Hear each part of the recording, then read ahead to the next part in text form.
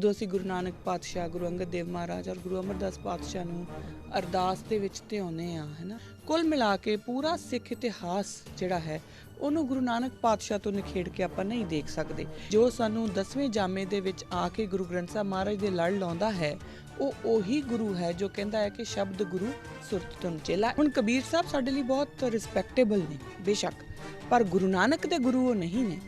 ਅਸੀਂ ਉਹੀ ਗੱਲਾਂ ਨੂੰ ਦੁਹਰਾਈ ਜਾਂਦੇ ਹਾਂ ਜੋ ਇੱਕ ਟ੍ਰੈਂਡ ਦੇ ਵਿੱਚ ਫਿੱਟ ਹੋਈਆਂ। ਔਰ ਮੈਂ ਇਹ ਗੱਲ ਬੜੀ ਵਾਰੀ ਆਪ ਜੀ ਨੂੰ ਬੇਨਤੀ ਕਰ ਲਈ ਔਰ ਮੈਂ ਦੁਬਾਰਾ ਇਹੀ ਗੱਲ ਬੋਲੂੰਗੀ ਕਿ ਜਦੋਂ ਵੀ ਸਾਡੇ ਕੋਲ ਕੋਈ ਕਹਿੰਦਾ ਹੈ ਕਿ ਆਹ ਸਾਡੀ ਸਾਖੀ ਇਤਿਹਾਸ ਹੈ, ਫਿਰ ਅਗਲਾ ਕਹਿੰਦਾ ਕਿ ਇਹ ਝੂਠ ਹੈ। ਕੋਈ ਇਹ ਵੀ ਕਹਿ ਦਿੰਦਾ ਨਾ ਕਿ ਗੱਪਾਂ ਆ, ਕੋਈ ਕਹਿ ਦਿੰਦਾ ਸੱਚ ਹੈ। ਸਾਨੂੰ ਇਸ ਚੱਕਰ 'ਚ ਪੈਣਾ ਹੀ ਨਹੀਂ ਆ। ਇੱਕ ਤਾਂ ਇਹ ਜਿਹੜੀ ਨੌਂ ਸਹੁਰਾ, ਵੱਡਾ ਛੋਟਾ, ਕੌਣ ਜ਼ਿਆਦਾ ਗਿਆਨੀ ਹੋ ਸਕਦਾ, ਕਿਉਂਕਿ ਅੱਜ ਵੀ ਸਾਡੇ ਘਰਾਂ ਦੇ ਵਿੱਚ ਇਹੀ ਗੱਲ ਆਉਂਦੀ ਆ। ਵਾਹਿਗੁਰੂ ਜੀ ਕਾ ਖਾਲਸਾ, ਵਾਹਿਗੁਰੂ ਜੀ ਕੀ ਫਤਿਹ। ਕਿਰਦਾਰੇ ਖਾਲਸਾ ਦੇ ਅੱਜ ਦੇ ਇਸ ਐਪੀਸੋਡ ਦੇ ਵਿੱਚ ਮੈਂ ਕਿਰਨਪ੍ਰੀਤ ਕੌਰ ਆਪ ਸਭ ਦਾ ਬਹੁਤ ਸਵਾਗਤ ਕਰਦੀ ਹਾਂ ਜੀ। ਪਿਛਲੇ ਐਪੀਸੋਡ ਦੇ ਵਿੱਚ ਜੋ ਆਪਾਂ ਗੱਲ ਕੀਤੀ ਸੀ ਉਹ ਇੱਕ ਕੰਟੀਨਿਊਟੀ ਨੂੰ ਮੈਂ ਕਨੈਕਟ ਕਰਨ ਦੇ ਲਈ ਜ਼ਿਆਦਾ ਆਪਾਂ ਗੱਲ ਕੀਤੀ ਸੀਗੀ ਕਿ ਜਦੋਂ ਅਸੀਂ ਗੁਰੂ ਨਾਨਕ ਪਾਤਸ਼ਾਹ, ਗੁਰੂ ਅੰਗਦ ਦੇਵ ਮਹਾਰਾਜ ਔਰ ਗੁਰੂ ਅਮਰਦਾਸ ਪਾਤਸ਼ਾਹ ਨੂੰ ਅਰਦਾਸ ਦੇ ਵਿੱਚ ਧਿਆਉਂਦੇ ਆ, ਹੈ ਨਾ, ਤਾਂ ਉਹਦਾ ਆਪਾਂ ਉਹਦੇ ਵਿੱਚ ਉਹ ਹਰ ਇੱਕ ਚੀਜ਼ ਨੂੰ ਆਪਾਂ ਇੱਕ ਕਨੈਕਟੀਵਿਟੀ, ਇੱਕ ਕੰਟੀਨਿਊਟੀ ਦੇ ਵਿੱਚ ਕਿੱਦਾਂ ਦੇਖਣਾ ਆ। ਕਿਉਂਕਿ ਗੁਰੂ ਨਾਨਕ ਪਾਤਸ਼ਾਹ ਨੂੰ ਗੁਰੂ ਅੰਗਦ ਦੇਵ ਪਾਤਸ਼ਾਹ ਤੋਂ ਨਿਖੇੜ ਕੇ ਨਹੀਂ ਦੇਖਿਆ ਜਾ ਸਕਦਾ। ਗੁਰੂ ਅੰਗਦ ਦੇਵ ਪਾਤਸ਼ਾਹ ਨੂੰ ਗੁਰੂ ਅਮਰਦਾਸ ਸਾਹਿਬ ਤੋਂ ਨਿਖੇੜ ਕੇ ਨਹੀਂ ਦੇਖਿਆ ਜਾ ਸਕਦਾ। ਕੁੱਲ ਮਿਲਾ ਕੇ ਪੂਰਾ ਸਿੱਖ ਇਤਿਹਾਸ ਜਿਹੜਾ ਹੈ ਉਹਨੂੰ ਗੁਰੂ ਨਾਨਕ ਪਾਤਸ਼ਾਹ ਤੋਂ ਨਿਖੇੜ ਕੇ ਆਪਾਂ ਨਹੀਂ ਦੇਖ ਸਕਦੇ। ਇਹ ਨਹੀਂ ਕਿਹਾ ਜਾ ਸਕਦਾ ਕਿ ਗੁਰੂ ਨਾਨਕ ਪਾਤਸ਼ਾਹ ਨੇ ਕੁਝ ਹੋਰ ਕਿਹਾ ਸੀ ਤੇ ਬਾਕੀ ਗੁਰੂ ਸਾਹਿਬਾਨਾਂ ਨੇ ਕੁਝ ਹੋਰ ਕਿਹਾ, ਜਾਂ ਜਿਹੜੀ ਬਾਣੀ ਭਗਤਾਂ ਦੀ, ਭੱਟਾਂ ਦੀ ਜੋ ਦਰਜ ਹੈ ਗੁਰੂ ਗ੍ਰੰਥ ਸਾਹਿਬ ਮਹਾਰਾਜ ਦੇ ਵਿੱਚ, ਉਹ ਕੁਝ ਹੋਰ ਕਹਿ ਰਹੀ ਹੈ। ਕਿਉਂਕਿ ਜੋ ਵੀ ਗੁਰੂ ਗ੍ਰੰਥ ਸਾਹਿਬ ਮਹਾਰਾਜ ਕਹਿ ਰਹੇ ਨੇ ਉਹ ਗੁਰੂ ਨਾਨਕ ਪਾਤਸ਼ਾਹ ਹੀ ਕਹਿ ਰਹੇ ਨੇ। ਇਹ ਗੱਲ ਸਾਨੂੰ ਸਮਝਣੀ ਪਊਗੀ।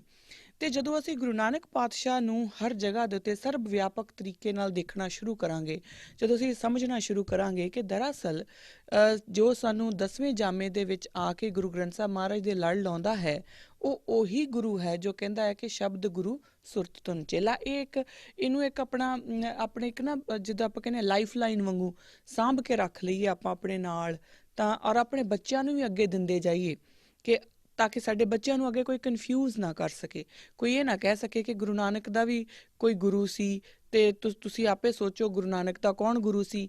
ਇਹ ਸਾਰੇ ਸਵਾਲ ਸਾਡੇ ਬੱਚਿਆਂ ਨੂੰ ਆਉਂਦੇ ਨੇ ਔਰ ਬੱਚੇ ਇਹਨਾਂ ਦੇ ਵਿੱਚ ਉਲਝ ਵੀ ਜਾਂਦੇ ਨੇ।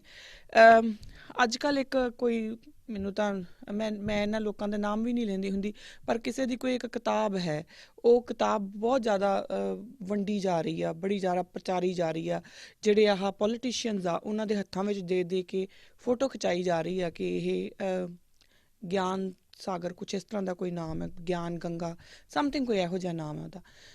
ਉਹ ਕਿਤਾਬ ਦਿੱਤੀ ਜਾ ਰਹੀ ਆ ਔਰ ਜੋ ਉਹਦਾ ਲਿਖਣ ਵਾਲਾ ਹੈ ਉਹਦੀ ਇੱਕੋ ਗੱਲ ਹੁੰਦੀ ਹੈ ਕਿ ਗੁਰੂ ਨਾਨਕ ਦਾ ਜਿਹੜਾ ਗੁਰੂ ਹੈ ਉਹ ਵੀ ਕੋਈ ਹੋਏ ਨੇ, ਔਰ ਉਹ ਸ਼ਾਇਦ ਉਹ ਕਬੀਰ ਸਾਹਿਬ ਨੂੰ ਕਹਿੰਦਾ। ਹੁਣ ਕਬੀਰ ਸਾਹਿਬ ਸਾਡੇ ਲਈ ਬਹੁਤ ਰਿਸਪੈਕਟੇਬਲ ਨੇ ਬੇਸ਼ੱਕ, ਪਰ ਗੁਰੂ ਨਾਨਕ ਦੇ ਗੁਰੂ ਉਹ ਨਹੀਂ ਨੇ।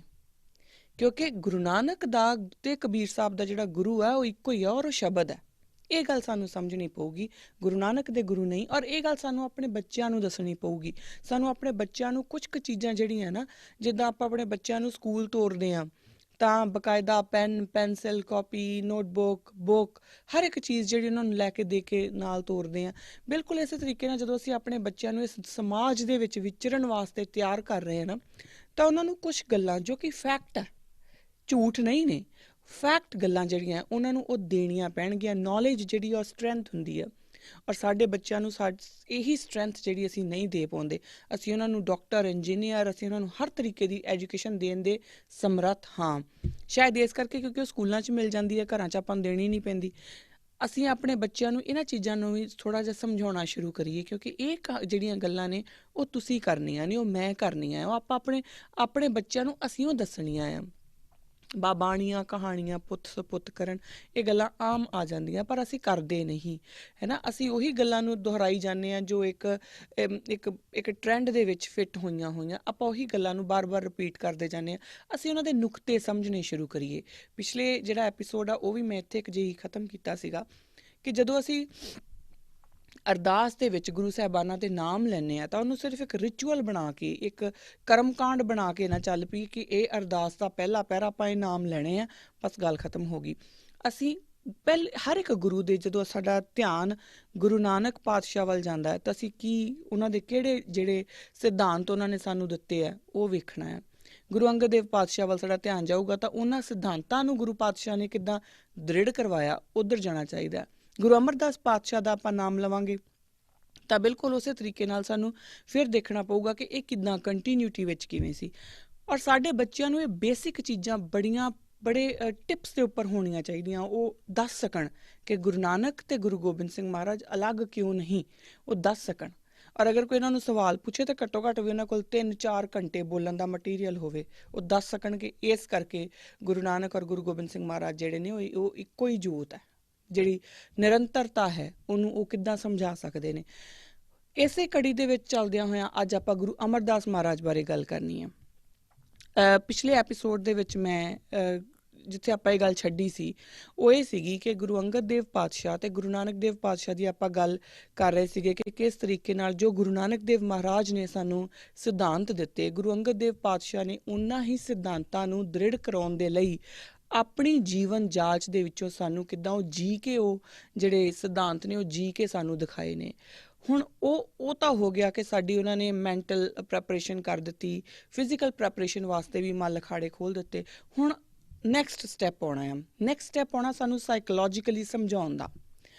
ਹੁਣ ਗੁਰੂ ਅਮਰਦਾਸ ਪਾਤਸ਼ਾਹ ਦੀ ਜਦੋਂ ਆਪਾਂ ਜੀਵਨ ਦੇਖਾਂਗੇ ਤਾਂ ਉਹਦੇ ਵਿੱਚ ਸਾਨੂੰ ਸਮਝਣੀਆਂ ਪੈਣਗੀਆਂ ਕੁਝ ਕੁ ਗੱਲਾਂ। ਬੇਸਿਕਲੀ ਜੋ ਆਪਾਂ ਕਰ ਰਹੇ ਹਾਂ ਉਹ ਇਹੀ ਕਰ ਰਹੇ ਹਾਂ ਕਿ ਜੋ ਸਾਡੇ ਕੋਲ ਸਾਖੀ ਰੂਪ ਦੇ ਵਿੱਚ ਇਤਿਹਾਸ ਮੌਜੂਦ ਹੈ ਗੁਰੂ ਸਾਹਿਬਾਨਾਂ ਦਾ, ਆਪਾਂ ਉਹਨਾਂ ਦੇ ਵਿੱਚੋਂ ਹੀ ਲੈ ਰਹੇ ਹਾਂ ਗੱਲਾਂ ਔਰ ਉਹਨਾਂ ਨੂੰ ਹੀ ਗੁਰਬਾਣੀ ਦੇ ਅਕੋਰਡਿੰਗ ਆਪਾਂ ਇੰਟਰਪ੍ਰੇਟ ਕਰਨ ਦੀ ਕੋਸ਼ਿਸ਼ ਕਰ ਰਹੇ ਹਾਂ ਕਿ ਗੁਰਬਾਣੀ ਕੀ ਕਹਿੰਦੀ ਹੈ।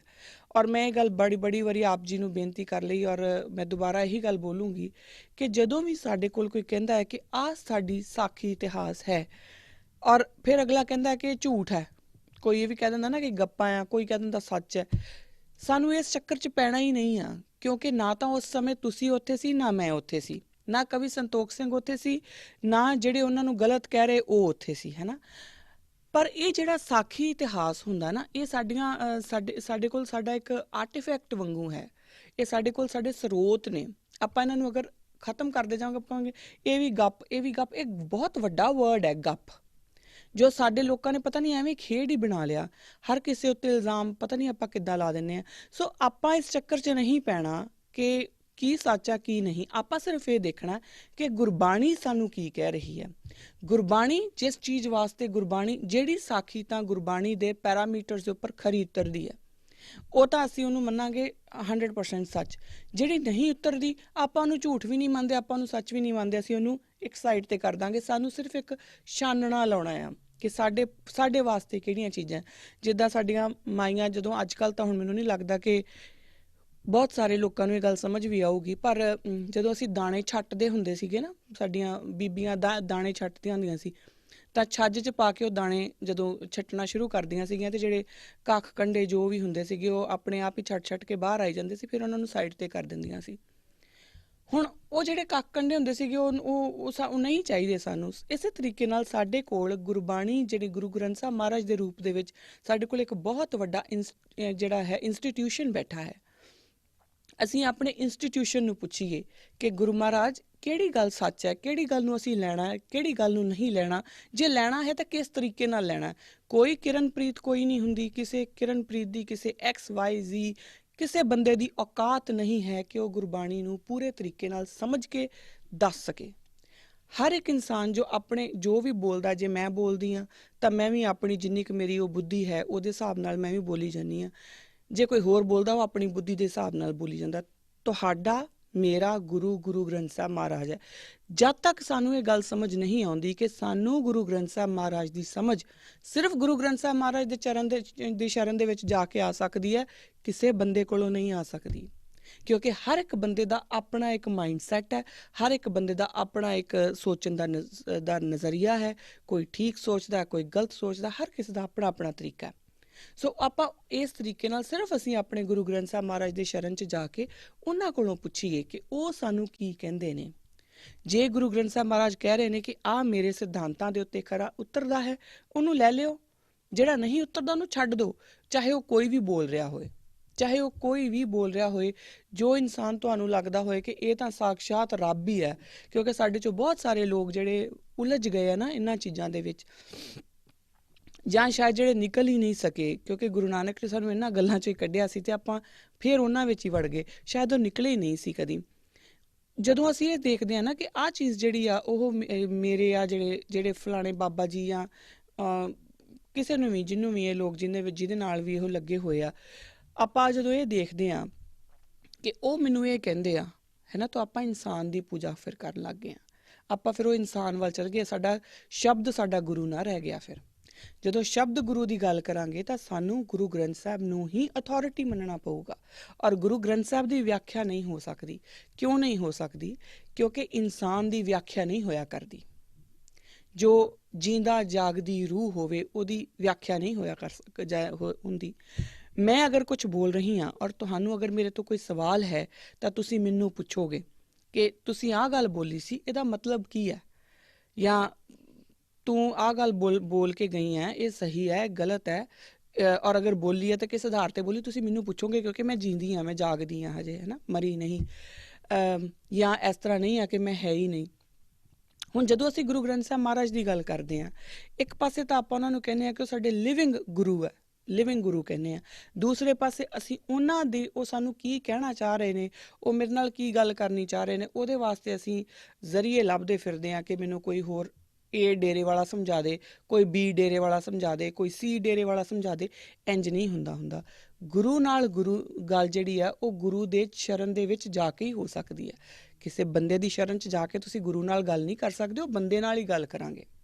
ਸੋ ਜਦੋਂ ਆਪਾਂ ਗੁਰੂ ਅਮਰਦਾਸ ਪਾਤਸ਼ਾਹ ਦੀ ਜਿਹੜੀ ਆਪਾਂ ਜ਼ਿੰਦਗੀ ਦੇ ਉੱਤੇ ਜਦੋਂ ਆਪਾਂ ਝਾਤੀ ਹੁਣ ਮਾਰਨੀ ਹੈ ਕਿ ਉਹਨਾਂ ਨੇ ਜੋ ਆਪਣਾ ਜੀਵਨ ਜੀ ਕੇ ਜੋ ਸਾਨੂੰ ਉਹਨਾਂ ਨੇ ਗੁਰੂ ਨਾਨਕ ਦੇ ਸਿਧਾਂਤ ਦ੍ਰਿੜ ਕਰਾਏ, ਉਹ ਕਿੱਦਾਂ ਕਰਾਏ ਆ, ਉਹ ਕਿਵੇਂ ਕੀਤਾ ਹੈ। ਹੁਣ ਆਪਾਂ ਉਹਦੇ ਉੱਤੇ ਜਦੋਂ ਝਾਤ ਮਾਰਨੀ ਹੈ ਤਾਂ ਸਭ ਤੋਂ ਪਹਿਲੀ ਗੱਲ ਜਿਹੜੀ ਹੈ ਉਹ ਸਾਨੂੰ ਇਹ ਸਮਝਣੀ ਪਊਗੀ ਕਿ ਗੁਰੂ ਅਮਰਦਾਸ ਪਾਤਸ਼ਾਹ ਦਾ 60 ਸਾਲ, ਜਦੋਂ 60 ਸਾਲ ਦੀ ਉਮਰ ਦੇ ਵਿੱਚ ਉਹ ਗੁਰੂ ਅੰਗਦ ਦੇਵ ਮਹਾਰਾਜ ਦੀ ਸ਼ਰਨ ਦੇ ਵਿੱਚ ਆਉਂਦੇ ਨੇ, ਉਸ ਤੋਂ ਪਹਿਲਾਂ ਉਹਨਾਂ ਨੇ ਕੀ ਕੀਤਾ, ਉਹ ਕਦੋਂ ਕਿੱਥੇ ਗਏ, ਉਹਨਾਂ ਨੇ ਕਿੰਨੇ ਤੀਰਥ ਨਾਤੇ, ਕਿੰਨੇ ਨਹੀਂ ਨਾਤੇ, ਉਹਦੇ ਨਾਲ ਸਾਨੂੰ ਕੋਈ ਲੈਣਾ ਦੇਣਾ ਨਹੀਂ।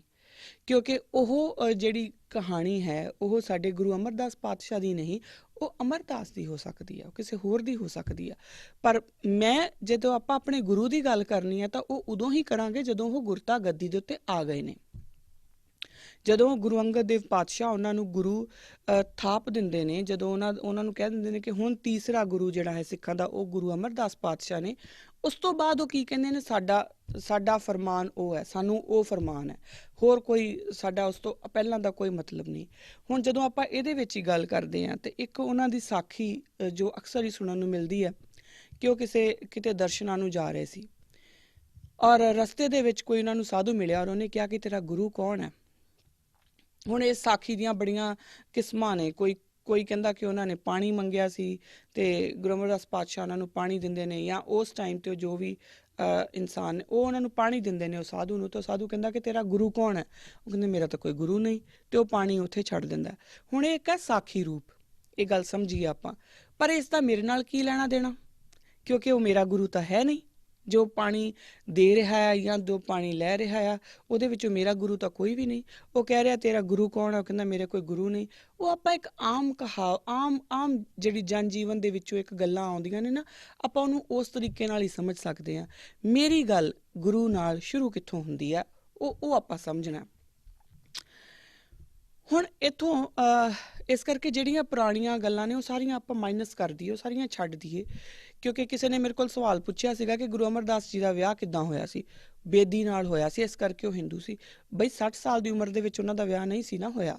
ਸੋ ਇਸ ਕਰਕੇ ਉਸ ਤੋਂ ਪਹਿਲਾਂ ਉਹ ਕੀ ਸੀ, ਕਿੱਦਾਂ ਉਹਨਾਂ ਦਾ ਵਿਆਹ ਹੋਇਆ, ਨੋਟ ਬੋਦਰਡ। ਕਿਉਂਕਿ ਉਹ ਮੇਰੇ ਗੁਰੂ ਜਦੋਂ ਬਣਦੇ ਨੇ ਉਹ ਉਦੋਂ ਬਣਦੇ ਨੇ ਜਦੋਂ, ਪਹਿਲੀ ਗੱਲ ਤਾਂ ਉਸ ਗੁਰਸਿੱਖ ਹੀ ਉਦੋਂ ਬਣਦੇ ਨੇ ਜਦੋਂ ਗੁਰੂ ਅੰਗਦ ਦੇਵ ਪਾਤਸ਼ਾਹ ਦੀ ਸ਼ਰਨ ਦੇ ਵਿੱਚ ਚਲ ਜਾਂਦੇ ਨੇ। ਜਦੋਂ ਉਹ ਗੁਰਸਿੱਖ ਬਣਦੇ ਨੇ ਉਦੋਂ ਉਹਨਾਂ ਦਾ ਮੇਰੇ ਨਾਲ ਰਿਸ਼ਤਾ ਸ਼ੁਰੂ ਹੁੰਦਾ, ਕਿਉਂਕਿ ਅਸੀਂ ਇੱਕ ਘਰ ਦੇ ਉਦੋਂ ਹੁੰਦੇ ਆ ਜਦੋਂ ਅਸੀਂ ਇੱਕੋ ਘਰ ਦੇ ਵਿੱਚ ਆਈਏ। ਅਗਰ ਮੈਂ ਸਿੱਖ ਹਾਂ ਤੇ ਗੁਰੂ ਪਾਤਸ਼ਾਹ ਜਦੋਂ ਗੁਰੂ ਅੰਗਦ ਦੇਵ ਮਹਾਰਾਜ ਦੀ ਸ਼ਰਨ ਦੇ ਵਿੱਚ ਜਾ ਕੇ ਗੁਰਸਿੱਖ ਬਣਦੇ ਨੇ, ਉਦੋਂ ਮੇਰਾ ਉਹਨਾਂ ਨਾਲ ਰਿਸ਼ਤਾ ਸ਼ੁਰੂ ਹੁੰਦਾ। ਉਸ ਤੋਂ ਪਹਿਲਾਂ ਉਹ ਕੀ ਕਰ ਰਹੇ ਸੀ, ਮੇਰਾ ਉਹਨਾਂ ਨਾਲ ਕੋਈ ਰਿਸ਼ਤਾ ਨਹੀਂ। ਸੋ ਗੁਰੂ ਅਮਰਦਾਸ ਪਾਤਸ਼ਾਹ ਦਾ ਜਿਹੜਾ ਵਿਆਹ ਹੈ ਉਹ ਕਿੱਦਾਂ ਹੋਇਆ, ਕਿੱਦਾਂ ਨਹੀਂ ਹੋਇਆ, ਸਾਨੂੰ ਉਹਦਾ ਕੋਈ ਮਤਲਬ ਨਹੀਂ। ਗੁਰੂ ਨਾਨਕ ਪਾਤਸ਼ਾਹ ਦਾ ਵਿਆਹ ਕਿੱਦਾਂ ਹੋਇਆ ਉਹਦੇ ਬਾਰੇ ਸਾਨੂੰ ਸਮਝਣਾ ਪਊਗਾ। ਖੈਰ, ਉਹ ਆਪਾਂ ਜਦੋਂ ਸਵਾਲ ਜਵਾਬ ਕਰਾਂਗੇ ਉਹਦੇ ਵਿੱਚ ਮੈਂ ਇਸ ਸਵਾਲ ਦਾ ਜਵਾਬ ਜ਼ਰੂਰ ਦਊਂਗੀ। ਪਰ ਗੁਰੂ ਅਮਰਦਾਸ ਪਾਤਸ਼ਾਹ ਦੇ ਵਿਆਹ ਦੇ ਨਾਲ ਸਾਡਾ ਕੋਈ ਤਾਲੁਕਾਤ ਨਹੀਂ ਬਣਦਾ, ਕਿਉਂਕਿ ਉਦੋਂ ਉਹ ਗੁਰੂ ਨਹੀਂ ਔਰ ਉਹ ਗੁਰਸਿੱਖ ਵੀ ਨਹੀਂ। ਅਗਲੀ ਗੱਲ ਤੇ ਆਈਏ ਤਾਂ ਹੁਣ ਆਪਾਂ ਗੱਲ ਸ਼ੁਰੂ ਕਿੱਥੋਂ ਕਰਨੀ ਹੈ ਗੁਰੂ ਅਮਰਦਾਸ ਮਹਾਰਾਜ ਦੀ। ਜਿਹੜੀ ਪਹਿਲੀ ਜਿਹੜੀ ਸਾਖੀ ਰੂਪ ਦੇ ਵਿੱਚ ਸਾਨੂੰ ਸਮਝ ਆਉਂਦੀ ਆ, ਜਾਂ ਜੋ ਗੁਰਬਾਣੀ ਦੇ ਜਦੋਂ ਫੁਰਕਾਨ ਦੇ ਉੱਤੇ ਜੋ ਪੈਰਾਮੀਟਰ ਦੇ ਉੱਪਰ ਆਪਾਂ ਉਹਨੂੰ ਪਰਖ ਕੇ ਦੇਖਦੇ ਹਾਂ ਤਾਂ ਉੱਥੋਂ ਗੱਲ ਸ਼ੁਰੂ ਹੁੰਦੀ ਹੈ। ਜਦੋਂ ਉਹਨਾਂ ਦੇ ਅੰਦਰ ਗੁਰੂ ਅੰਗਦ ਦੇਵ ਪਾਤਸ਼ਾਹ, ਗੁਰੂ ਨਾਨਕ ਪਾਤਸ਼ਾਹ ਦੇ ਘਰ ਦੇ ਵਿੱਚ ਜਾਣ ਦੀ ਤਾਂਘ ਉਤਪੰਨ ਹੁੰਦੀ ਆ, ਉਸ ਸਮੇਂ ਤੋਂ ਅਸੀਂ ਗੁਰੂ ਅਮਰਦਾਸ ਪਾਤਸ਼ਾਹ ਦੀ ਜਿਹੜੀ ਜੋ ਜੀਵਨ ਹੈ, ਜੋ ਲਾਈਫ ਹੈ, ਉੱਥੋਂ ਅਸੀਂ ਦੇਖਣੀ ਸ਼ੁਰੂ ਕਰਾਂਗੇ, ਕਿਉਂਕਿ ਗੁਰਸਿੱਖੀ ਦਾ ਜਿਹੜਾ ਜੀਵਨ ਹੈ ਉਹ ਉੱਥੋਂ ਸ਼ੁਰੂ ਹੁੰਦਾ। ਹੁਣ ਇਹ ਵੀ ਇੱਕ ਸਾਖੀ ਰੂਪ ਦੇ ਵਿੱਚ ਸਾਡੇ ਸਾਰਿਆਂ ਕੋਲ ਮੌਜੂਦ ਹੈ। ਸਾਨੂੰ ਸਾਰਿਆਂ ਨੂੰ ਪਤਾ ਹੈ ਕਿ ਔਰ ਬੜੀ ਵਾਰੀ ਇਹ ਗੱਲ ਪ੍ਰਚਾਰੀ ਵੀ ਗਈ ਹੈ, ਸੁਣਾਈ ਵੀ ਗਈ ਹੈ। ਸੋ ਮੇਰਾ ਇਹਨੂੰ ਮੈਂ ਬਹੁਤੀ ਡਿਟੇਲ ਦੇ ਵਿੱਚ ਨਹੀਂ ਸੁਣਾਉਂਗੀ, ਕਿਉਂਕਿ ਮੈਂ ਕਥਾਵਾਚਕ ਵੀ ਨਹੀਂ ਤੇ ਮੈਂ ਸਾਖੀਆਂ ਵੀ ਨਹੀਂ ਸੁਣਾ ਸਕਦੀ। ਉਹ ਕੰਮ ਜਿਹੜੇ ਨੇ ਉਹ ਬੜੇ ਗਿਆਨੀ ਲੋਕ ਨੇ ਜਿਹੜੇ ਕਰ ਸਕਦੇ ਨੇ। ਮੈਂ ਤਾਂ ਸਿਰਫ ਜਿਹੜੀਆਂ ਫਿਲੋਸਫੀਕਲ ਗੱਲਾਂ ਨੇ ਜਾਂ ਆਈਡੀਓਲੋਜੀਕਲ ਗੱਲਾਂ ਨੇ, ਮੈਂ ਤਾਂ ਉਹਨਾਂ ਦੇ ਉੱਤੇ ਗੱਲ ਕਰ ਸਕਦੀ ਹਾਂ। ਸੋ ਆਪਾਂ ਜਦੋਂ ਗੁਰੂ ਪਾਤਸ਼ਾਹ ਗੁਰੂ ਅਮਰਦਾਸ ਪਾਤਸ਼ਾਹ ਜਿਹੜੇ ਨੇ ਉਹ ਬੀਬੀ ਅਮਰੋ ਕੋਲੋਂ ਗੁਰੂ ਨਾਨਕ ਦੀ ਬਾਣੀ ਸੁਣਦੇ ਨੇ, ਕਿਉਂਕਿ ਇਹ ਸਾਖੀ ਰੂਪ ਦੇ ਵਿੱਚ ਸਾਡੇ ਕੋਲ ਆਉਂਦਾ ਕਿ ਬੀਬੀ ਅਮਰੋ ਜਿਹੜੇ ਨੇ ਉਹ ਗੁਰਬਾਣੀ ਦਾ ਜਾਪ ਕਰ ਰਹੇ ਨੇ, ਉਹ ਪਾਠ ਕਰ ਰਹੇ ਨੇ। ਤਾਂ ਗੁਰੂ ਅਮਰਦਾਸ ਪਾਤਸ਼ਾਹ ਉਹਨਾਂ ਨੂੰ ਪੁੱਛਦੇ ਨੇ ਕਿ ਇਹ ਤਾਂ ਬੜੀ ਮਿੱਠੀ ਬਾਣੀ ਹੈ, ਇਹ ਕਿਹਦੀ ਹੈ, ਇਹ ਤੂੰ ਕੀ ਪੜ੍ਹ ਰਹੀ ਸੀ?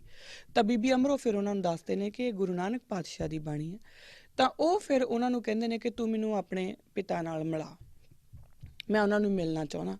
ਔਰ ਉਸ ਤੋਂ ਬਾਅਦ ਫਿਰ ਉਹ ਗੁਰੂ ਅੰਗਦ ਦੇਵ ਪਾਤਸ਼ਾਹ ਨਾਲ ਮਿਲਦੇ ਨੇ ਔਰ ਉਸੇ ਹੀ ਘਰ ਦੇ ਹੋ ਕੇ ਉਹ ਰਹਿ ਜਾਂਦੇ ਨੇ।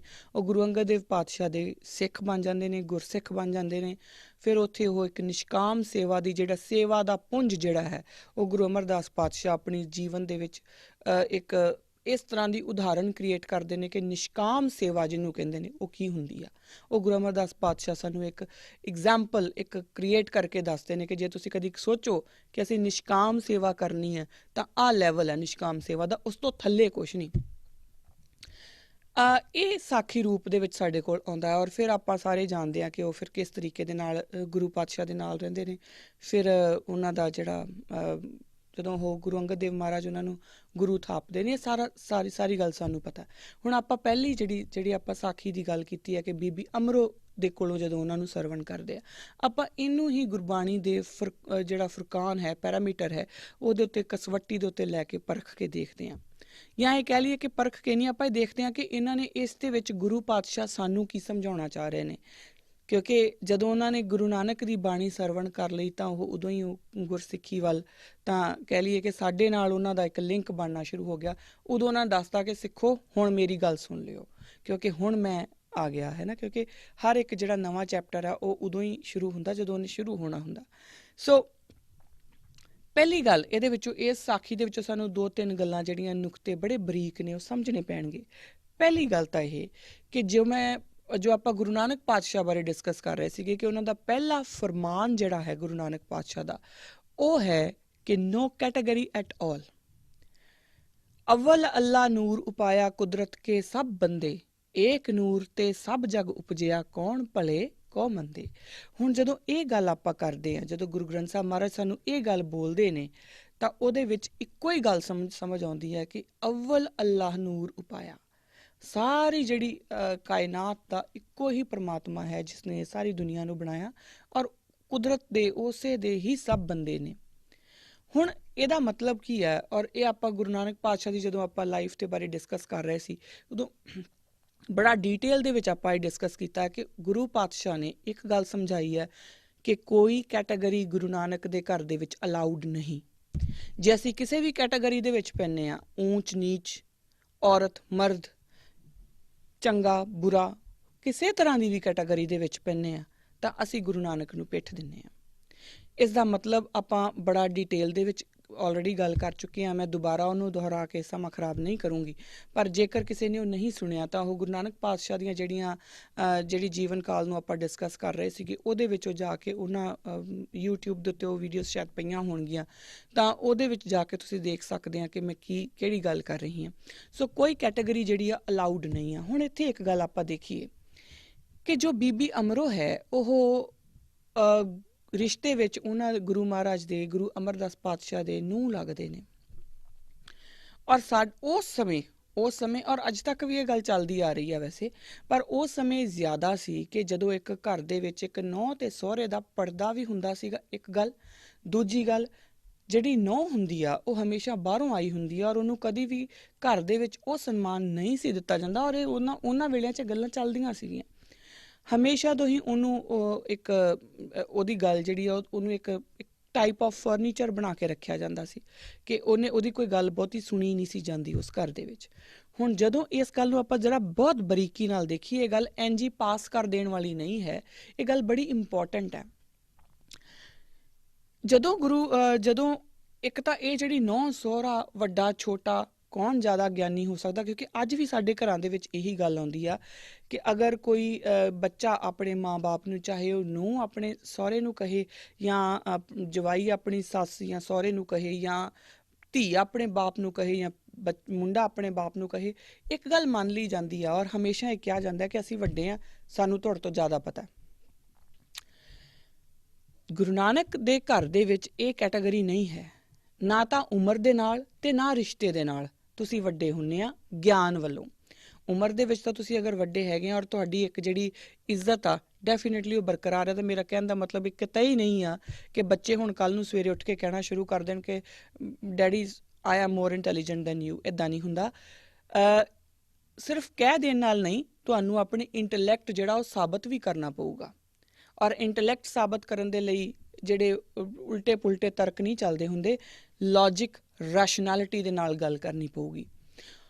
ਸੋ ਗੁਰੂ ਨਾਨਕ ਦੇ ਘਰ ਦੇ ਵਿੱਚ ਇਹ ਚੀਜ਼ ਵੀ ਜਿਹੜੀ ਆ ਉਹ ਡਿਸਮੈਂਟਲ ਹੁੰਦੀ ਆ ਕਿ ਤੁਸੀਂ ਇੱਕ ਨੂੰਹ ਜਿਹੜੀ ਆ ਉਹ ਸਹੁਰੇ ਨਾਲ ਗੱਲ ਹੀ ਨਹੀਂ ਕਰਦੀ, ਕਿਉਂਕਿ ਉਸ ਵੇਲੇ ਦਾ ਅਗਰ ਤੁਸੀਂ ਉਹ ਪੂਰਾ ਸਮਾਂ ਪੜ੍ਹੋ ਤਾਂ ਸਾਨੂੰ ਸਮਝ ਆਉਂਦੀ ਹੈ ਕਿ ਉਸ ਵੇਲੇ ਦੇ ਘਰਾਂ ਦੀ ਸਥਿਤੀ ਕਿੱਦਾਂ ਦੀ ਹੁੰਦੀ ਸੀ।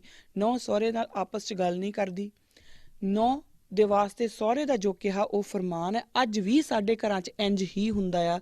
ਜ਼ਰਾ ਸੋਚ ਕੇ ਦੇਖਿਓ ਜੇ, ਅਗਰ ਕੋਈ ਨੂੰਹ ਜਾਂ ਕੋਈ ਜਿਹਨੂੰ ਆਪਾਂ ਵਿਆਹ ਕੇ ਲਿਆਉਂਦੇ ਆ, ਉਹ ਇੱਕ XYZ ਘਰ ਦੇ ਵਿੱਚ ਜਾਂਦੀ ਆ। ਹੁਣ ਜਿਹੜਾ ਘਰ ਹੈ ਉਹ ਕਿਸੇ ਇੱਕ ਡੇਰੇ ਨੂੰ ਮੰਨਦਾ, ਉਹ ਜਿਹੜੀ ਧੀ ਰਾਣੀ ਜਿਹੜੀ ਵਿਆਹ ਕੇ ਆਈ ਹੈ ਉਹ ਕਹਿੰਦੀ ਵੀ ਮੈਂ ਤਾਂ ਇਸ ਡੇਰੇ ਕੋਲ ਨਹੀਂ ਜਾ ਸਕਦੀ, ਤਾਂ ਉਹਨੂੰ ਟੌਰਚਰ ਕੀਤਾ ਜਾਂਦਾ ਮੈਂਟਲੀ ਕਿ ਤੂੰ ਜਾਣਾ ਹੀ ਜਾਣਾ ਪੈਣਾ, ਤੈਨੂੰ ਸਾਡੇ ਨਾਲ ਚੱਲ ਜੀ, ਮੱਥਾ ਨਾ ਟੇਕੀ।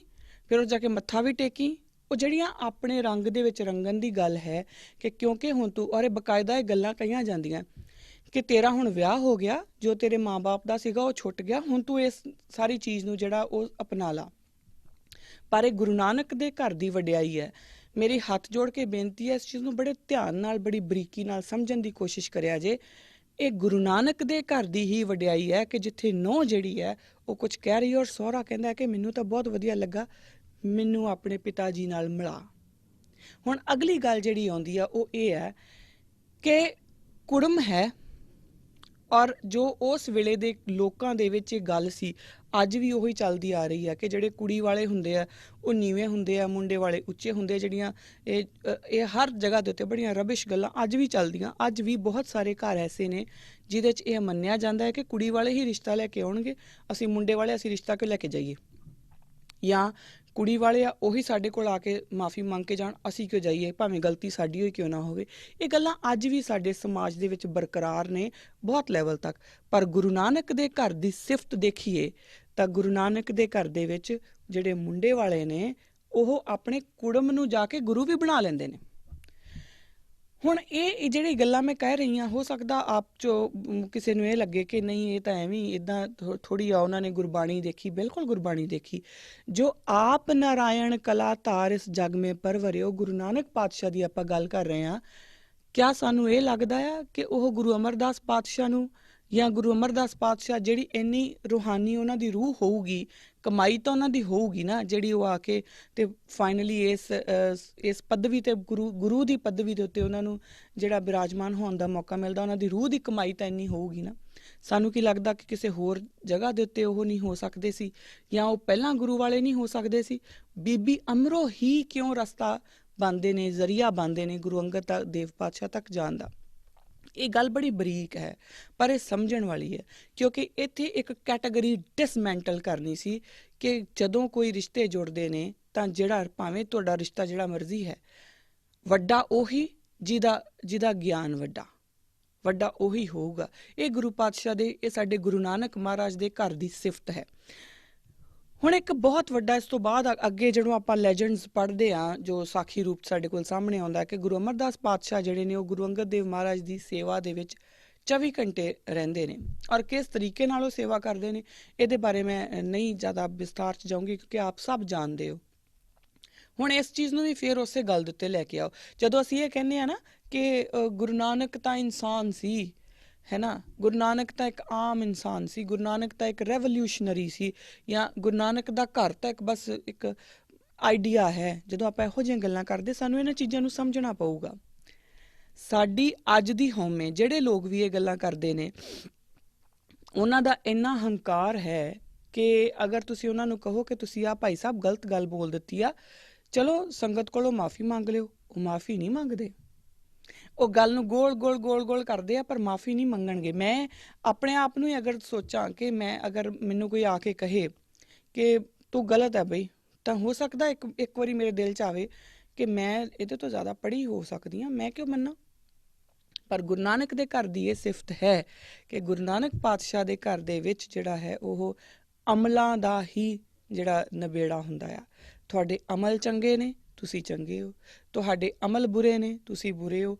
ਉਸ ਤੋਂ ਬਿਨਾਂ ਕਿਸੇ ਵੀ ਚੀਜ਼ ਦੇ ਨਾਲ ਤੁਹਾਨੂੰ ਇਹ ਖੁੱਲ੍ਹ ਨਹੀਂ ਮਿਲ ਜਾਂਦੀ। ਤੁਸੀਂ ਅਮੀਰ ਹੋ, ਗਰੀਬ ਹੋ, ਕੋਈ ਫਰਕ ਨਹੀਂ ਪੈਂਦਾ ਗੁਰੂ ਨਾਨਕ ਦੇ ਘਰ ਦੇ ਵਿੱਚ। ਤੁਸੀਂ ਔਰਤ ਹੋ, ਤੁਸੀਂ ਮਰਦ ਹੋ, ਕੋਈ ਫਰਕ ਨਹੀਂ ਪੈਂਦਾ ਤੁਹਾਨੂੰ ਗੁਰੂ ਨਾਨਕ ਦੇ ਘਰ ਦੇ ਵਿੱਚ।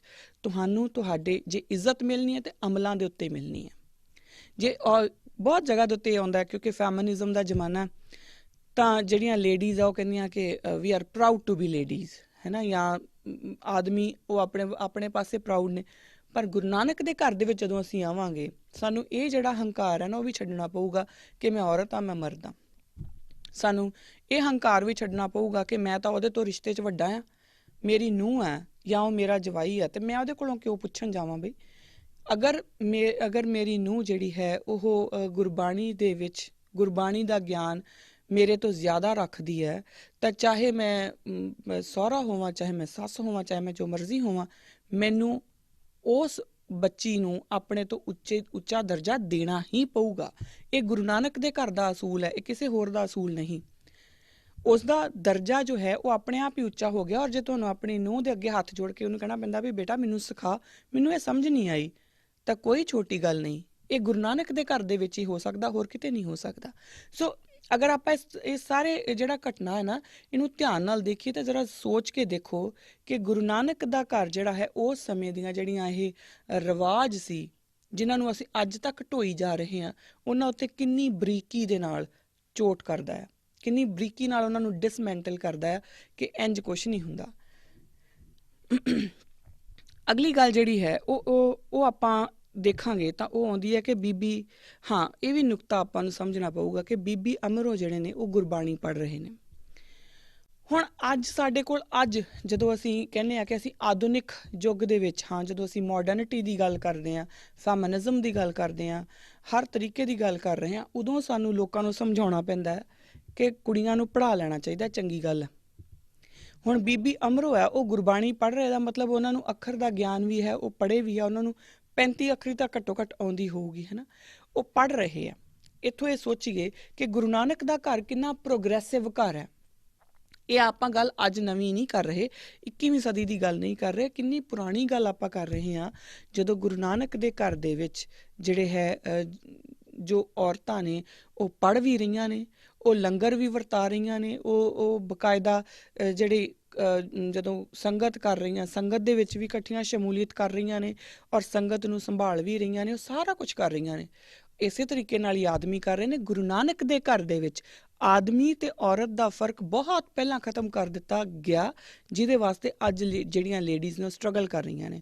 ਖੈਰ ਇਹ ਇੱਕ ਡਿਫਰੈਂਟ ਟੌਪਿਕ ਹੋ ਜਾਂਦਾ ਕਿ ਉਹ ਸਟਰਗਲ ਕਿਹੋ ਜਿਹੀ ਹੈ, ਕਿਵੇਂ ਦੀ ਆ, ਉਹ ਵੱਖਰੀ ਗੱਲ ਹੈ। ਪਰ ਅਗਰ ਅਸੀਂ ਪ੍ਰੋਗਰੈਸਿਵ ਸੁਸਾਇਟੀ ਦਾ ਇੱਕ ਢਾਂਚਾ ਸਮਝਣਾ ਹੈ ਨਾ, ਜਿਹਦੇ ਬਾਰੇ ਅੱਜ ਵੈਸਟ ਦੇ ਲੋਕ ਰੌਲਾ ਪਾ ਰਹੇ ਆ ਜਾਂ ਕਿਤੋਂ ਦੇ ਵੀ ਲੋਕ ਰੌਲਾ ਪਾ ਰਹੇ, ਵੈਸਟ ਦੀ ਸੁਸਾਇਟੀ ਜਾਂ ਪ੍ਰੋਗਰੈਸਿਵ ਸੁਸਾਇਟੀ ਨੂੰ ਜਦੋਂ ਆਪਾਂ ਸਮਝਣਾ, ਸਾਨੂੰ ਗੁਰੂ ਨਾਨਕ ਦੀ ਸੰਗਤ ਨੂੰ ਸਮਝਣਾ ਪਊਗਾ, ਗੁਰੂ ਨਾਨਕ ਦੇ ਘਰ ਨੂੰ ਸਮਝਣਾ ਪਊਗਾ। ਗੁਰੂ ਨਾਨਕ ਦੇ ਘਰ ਤੋਂ ਜ਼ਿਆਦਾ ਪ੍ਰੋਗਰੈਸਿਵ ਘਰ ਅਗਰ ਕਿਤੇ ਹੋਰ ਨਜ਼ਰ ਆ ਜਾਏ, ਮੈਂ ਉਹਦੇ ਵਾਸਤੇ ਖੁੱਲ੍ਹੀ ਡਿਬੇਟ ਕਰਨ ਨੂੰ ਤਿਆਰ ਹਾਂ, ਕਿਤੇ ਵੀ ਕਦੀ ਵੀ। ਪਰ ਹੋਣਾ ਚਾਹੀਦਾ ਹੈ ਤਰਕ ਦੇ ਆਧਾਰ ਦੇ ਉੱਤੇ, ਰੈਸ਼ਨੈਲਿਟੀ ਦੇ ਆਧਾਰ ਦੇ ਉੱਤੇ।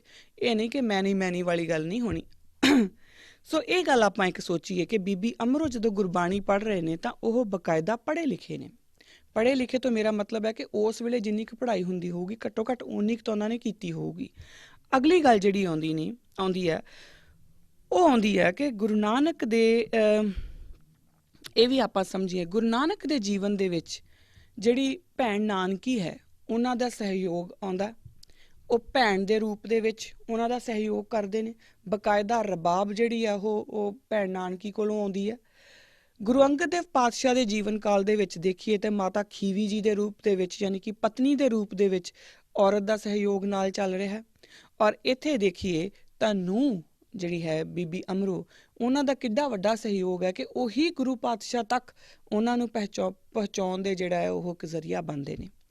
ਸੋ ਔਰਤ ਦਾ ਜਿਹੜਾ ਇੱਕ, ਅਗਰ ਅਸੀਂ ਲੇਡੀਜ਼, ਮੈਂ ਸਾਰੀਆਂ ਔਰਤਾਂ ਨੂੰ ਕਹਿ ਰਹੀ ਹਾਂ, ਅਗਰ ਆਪਾਂ ਲੇਡੀਜ਼ ਹੋ ਕੇ ਸੋਚਦੀਆਂ ਨਾ ਕਿ ਸਾਨੂੰ ਬਰਾਬਰ ਦਾ ਹੱਕ ਮਿਲਣਾ ਚਾਹੀਦਾ, ਸਾਡੀ ਆਵਾਜ਼ ਸੁਣੀ ਜਾਣੀ ਚਾਹੀਦੀ ਹੈ, ਤਾਂ ਸਾਨੂੰ ਹੰਬਲਾ ਮਾਰਨਾ ਪੈਣਾ ਹੈ ਗੁਰੂ ਨਾਨਕ ਦੇ ਘਰ ਨੂੰ, ਗੁਰੂ ਨਾਨਕ ਦੇ ਜੋ ਉਹਨਾਂ ਦਾ ਮੂਲ ਅਸੂਲ ਸੀ, ਜੋ ਉਹਨਾਂ ਦੇ ਸਿਧਾਂਤ ਸੀ, ਉਧਰ ਮੋੜਨ ਦੇ ਲਈ। ਅਸੀਂ ਇੱਦਾਂ ਨਹੀਂ ਕਰ ਸਕਦੇ ਕਿ ਅਸੀਂ ਪਤਾ ਕੀ ਕਰ ਰਹੇ ਹਾਂ, ਅਸੀਂ ਉਹਨਾਂ ਸੁਸਾਇਟੀਜ਼ ਦੀ ਕਾਪੀ ਕਰ ਰਹੇ ਹਾਂ ਜਿਹਦੇ ਵਿੱਚ ਹਾਲ ਦੀ ਘੜੀ ਤੱਕ ਤਾਂ ਮਤਲਬ ਬਹੁਤ ਥੋੜ੍ਹੇ ਸਮੇਂ ਪਹਿਲਾਂ ਤੱਕ ਔਰਤਾਂ ਨੂੰ ਵੋਟ ਪਾਉਣ ਦਾ ਅਧਿਕਾਰ ਵੀ ਨਹੀਂ ਸੀ, ਉਹ ਵੀ ਉਹਨਾਂ ਨੂੰ ਲੜ ਕੇ ਲੈਣਾ ਪਿਆ।